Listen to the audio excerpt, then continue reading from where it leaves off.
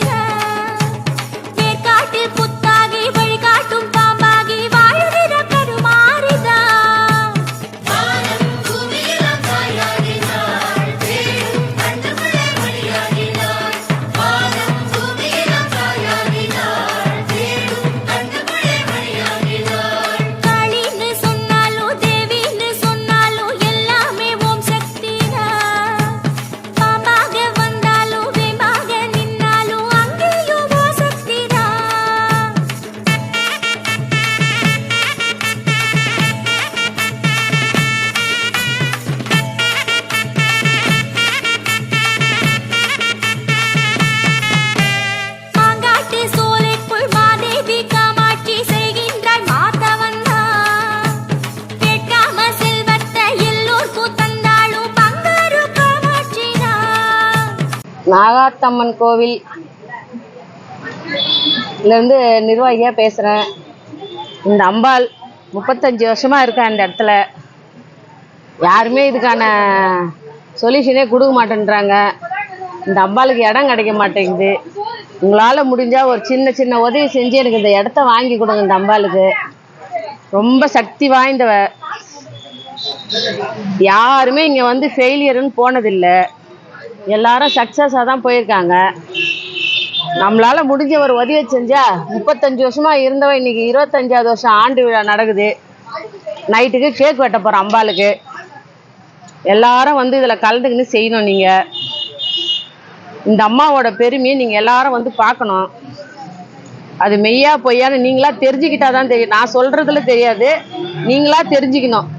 இந்த இடத்துல வந்து இந்த காரியம் நடக்கலை அப்படின்னு போனவங்களே இல்லை, எல்லாரும் சக்ஸஸ் ஆயிடுச்சின்னு தான் வராங்களே தவிர சக்ஸஸ் ஆகலைன்னு யாருமே வந்தவங்க இல்லை. எல்லாருக்கும் ஒரு வேண்டுகோள் சொல்கிறேன், இந்த பொதுமக்கள் எல்லாரும் ஒத்துழைச்சா கண்டிப்பாக இந்த இடத்த நம்ம வாங்கலாம். பொதுமக்கள் ஒத்துழைப்பு இல்லைன்னா யாருமே எதுவுமே செய்ய முடியாது. தயவு செஞ்சு எல்லா பொதுமக்களும் ஒன்று கூடி இந்த அம்பாளுக்காக ஒரு இடம் வாங்கி கொடுக்கறதுக்கு எல்லாரும் முயற்சி பண்ணுங்க. இது ஃபாரஸ்ட்டில் இருக்கிறதுனால இது நம்ம ஒன்றுமே பண்ண முடியல. நீங்கள் எல்லாரும் ஒத்துழைச்சிங்கன்னா இதை கண்டிப்பாக நம்ம ஒரு நிலம் நிறுத்தி வைக்கலாம். எனக்கு அப்புறம் யாராச்சும் செய்வாங்க, யாராவது பார்ப்பாங்க. அதனால் நீங்கள் எல்லா உதவியும் நீங்கள் தான் செய்யணும், பொதுமக்கள் தான் செய்யணும். எங்களால் எதுவும் முடியாது.